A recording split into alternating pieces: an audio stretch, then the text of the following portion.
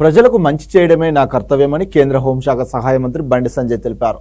నాకు అహంకారం లేదు అని, మిమ్మల్ని కష్టాల నుంచి బయటకు తెచ్చే బాధ్యతను నేను తీసుకుంటానని భరోసా ఇచ్చారు బండి సంజయ్. అదేవిధంగా దేశం అభివృద్ధి చెందాలంటే ముందుగా రాష్ట్రాలు అభివృద్ధి చెందాలని సూచించారు. కేంద్ర హోంశాఖ సహాయ మంత్రి బండి సంజయ్ సిరిసిల్ల పర్యటనలో భాగంగా పట్టణంలోని మున్నూరు కాపు కళ్యాణ మండప అభివృద్ధి పనులకు భూమి పూజ చేశారు. అనంతరం ఆయన మాట్లాడుతూ కాంగ్రెస్ బీఆర్ఎస్ కార్యకర్తలు తన గెలుపునకు సహకరించారని తెలిపారు. రాజకీయ పార్టీలు కేవలం ఎన్నికల వరకే అని అన్నారు. విమర్శలకు తావు లేకుండా కేంద్ర రాష్ట్ర ప్రభుత్వాల సహకారంతో అభివృద్ధి ఉంటుందన్నారు. అదేవిధంగా అన్ని కుల సంఘాల వారికి ధైర్యం వచ్చిందని, రాజకీయాలకు అతీతంగా అన్ని కులాలను అభివృద్ధి చేసుకోవాలన్నారు. ఎంపీ నిధులతో అన్ని కుల సంఘాలకు కుల భవనాలు ఇస్తానని హామీ ఇచ్చారు బండి సంజయ్. పేద ప్రజల వారికి అండగా ఉన్నప్పుడే కుల సంఘాలకు విలువ ఉంటుందని తెలిపారు.